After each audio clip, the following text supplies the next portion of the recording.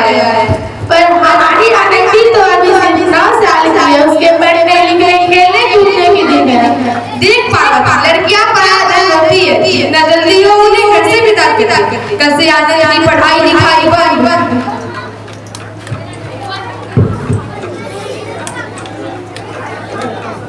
पर बापू, इसमें मेरी क्या गलती है? आप मुझे पढ़ाई करने क्यों नहीं देते? तेरी गलती एक लड़की है, लड़का होती तो क्या बापू? लड़का होते तो क्या? ए लड़की ज्यादा जवान ना चला, नहीं तो जवान हल्ले से खींच कर बाहर निकाल दूंगा। पर बापू, मैं पढ़ लिख कर कुछ बनना चाहती हूँ, मेरी पढ़ाई ना रोको बापू। आनंदी, तुझे पढ़ना है तो पढ़, लेकिन सारी उम्र बाप की छाती पर बोझ बनकर ना बैठ। पर बापू, अभी तो मेरी उम्र पढ़ाई लिखाई की है, मुझे पढ़ लिख कर डॉक्टर बनना है। पढ़ाई पढ़ाई पढ़ाई, आज तो तेरी इन किताबों का काम तमाम करके ही छोड़ूंगा। ये ले बापू, मत मारो बापू, मत छोड़ी। ये तुमने क्या किया बापू? तुमने मेरी किताबों को भी नहीं पढ़ा बापू। ये कॉपी किताबें ना सिर्फ छोरों के हाथ में अच्छी लगती है, लड़कियों के हाथ में सिर्फ मेहंदी अच्छी लगती है, मेहंदी। पर बापू, मैं लड़की हूँ तो क्या हुआ? लड़का लड़की तो हमारे दोनों आंखों में समान होते हैं। चुप कर आनंदी, जो एहसास नाम की अक्ल तो जिंदा है। बचपन में गला दबा कर मार दिया होता तो आज तेरी बकबक नहीं सुननी पड़ती। पर बापू, मुझे चूल्हा जलाना अच्छा ना लगे। देख छोड़, जितना जल्दी हो तू चूल्हा जलाना सीख ले उतना ही अच्छा है। और हाँ, तेरा ब्याह तो होगा, वो भी कल के कल। अगला जीवन है तुम्हारी यही कहानी, आंचल में है दूध और आंखों में है पानी। मुझे माफ कर दे बेटी, मुझे माफ कर दे। तेरे बापू से जीत के आगे मेरी एक ना चली, मुझे माफ कर दे बेटी, मुझे माफ कर दे।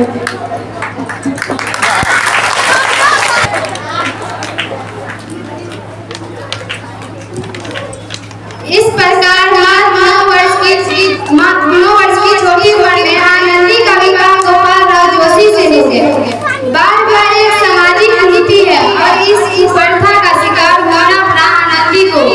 5 वर्ष बाद आनंदी 14 साल की हो गई है। उसके घर एक बच्चा ने जन्म लिया है। आगे क्या होता है देखते।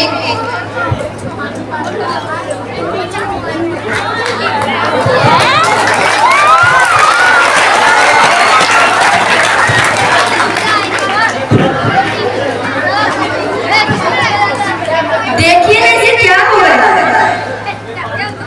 इसका माता तो अंदर की तरफ तक रहा है, इसे बहुत तेज बुखार भी है। अरे आप कुछ भी बोल रहे हैं, दीजिए मुझे। माता जल्दी से बेटी को बुला के लेके। जी अभी बुला के लाता हूँ। ये तुम क्या कर रही हो आनंदी? भगवान की विभूति लगा रही हूँ। बस करो आनंदी, ये सब अंधविश्वास है। अरे आप यकीन तो कीजिए, भगवान की कृपा से इसका माथा ठंडा हो रहा है और बुखार भी उतर गया है ना बाबू? देखिए, दीजिए मुझे इधर। आखिर खोलो बेटा, तुम्हें तुम्हारी माँ बुला रही है। अरे देखिए ना इसे क्या हो गया, आंखें भी नहीं खोल रहा। आनंदी, हमारा बेटा कभी आंखें नहीं खोलेगा। नहीं, ऐसा नहीं हो सकता, मुझसे मेरे बेटे को कोई नहीं छीन सकता। पागल मत करो आनंदी, मारो। आनंदी मत करो, भगवान ने मुझसे मेरा बच्चा छीन लिया। भगवान ने नहीं, तुम्हारी इच्छा और अभिमान ने तुम्हारा बच्चा छीना है। अगर तुम कभी नहीं होगी तो आज हमारा शिशु जीवित होता। तुम अनपढ़ थी आनंदी, अनपढ़ नहीं रहोगी। मैं अनपढ़, अब मैं पढ़ूंगी ताकि कल किसी और अनाथी के इलाज के अभाव में अपना बच्चा ना खोना पड़े। शाबाश आनंदी, ये तुम्हारे अपराध के लिए प्रायश्चित भी है।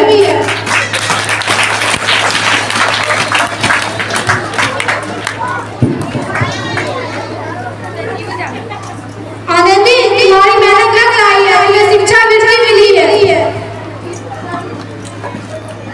अब पढ़िए।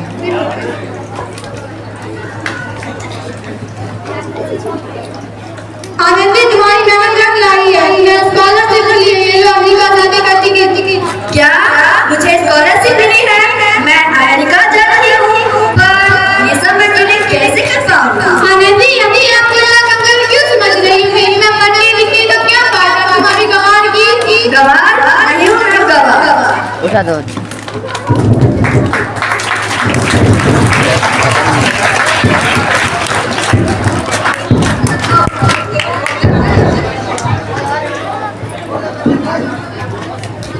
इस प्रकार मार्च 7 अप्रैल 1883 को आनंदी अमेरिका के पेंसिल्वेनिया के लिए रवाना हुई।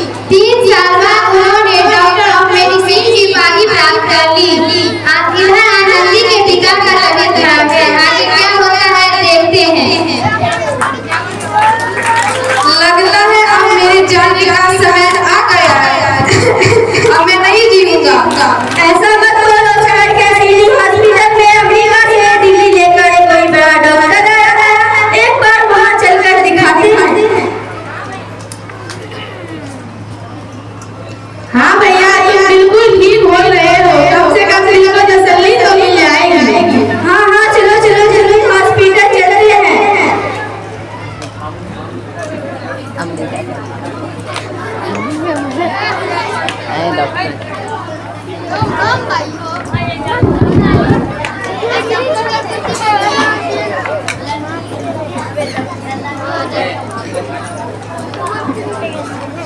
इस मरीज की हालत तो बहुत ही खराब है। कोई चमत्कार या इसे बचा सकता है। ऐसा मत बोलो, ऐसा मत बोलो भाई। डॉक्टर साहब कब तक आ जाएंगे?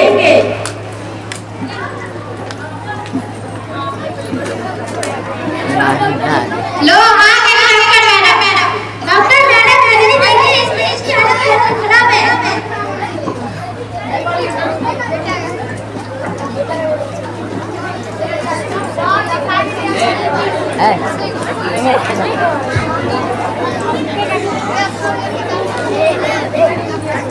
अब आप बिल्कुल ठीक है। मौत के मुंह से बचाया है आपको डॉक्टर मैडम ने। डॉक्टर साहब ने मुझे बचा लिया। मुझे मिलना है डॉक्टर साहब से। डॉक्टर साहब आए। डॉक्टर मैडम मेरा डॉक्टर मैडम इन्होंने जीवन दान दिया है।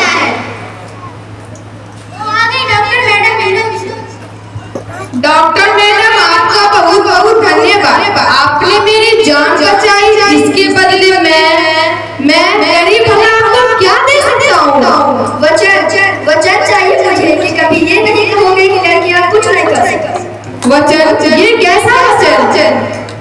अरे श्यामलाल, तुमने पहचाना नहीं? तुम्हारी बेटी आनंदी है। आनंदी मेरी बेटी? आनंदी डॉक्टर?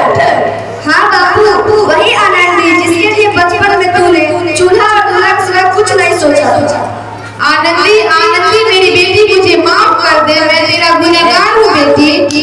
नहीं बापू, वही आनंदी जिसके हाथ पीले करने का उसका सारा जिंदगी काला कर देना चाहता।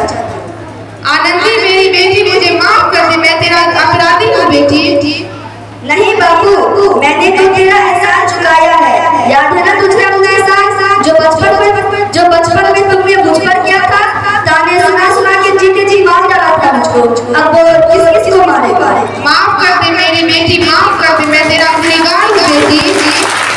बापू, आपने तो कहा था किताबें सिर्फ बेटों के हाथ में अच्छी लगती है, बेटियों के हाथ में तो सिर्फ मेहंदी अच्छी लगती है। बेटियों और बेटियों में फर्क करना तो हमारे दोनों आंखों में फर्क करने के समान है। एक का पढ़ना और दूसरे का ना पढ़ना सामाजिक अधिकार है बापू, सामाजिक अधिकार। उपकार मांगता हूँ तुझ जैसी बेटी का, जिसने सारी उम्र कुछ ना मांगा तो सिर्फ बराबरी का दर्जा मांगा। वरना सच तो यह है कि मैं तेरे माफी के लायक भी नहीं हूँ बेटी। मैं तेरे माफी के लायक भी नहीं। अपने बापू को क्या माफ नहीं करोगे? आनंदी माफ कर दो, आनंदी माफ कर दो। सुबह का भूला यदि घर लौट आए तो उसे भूला नहीं कहते। बापू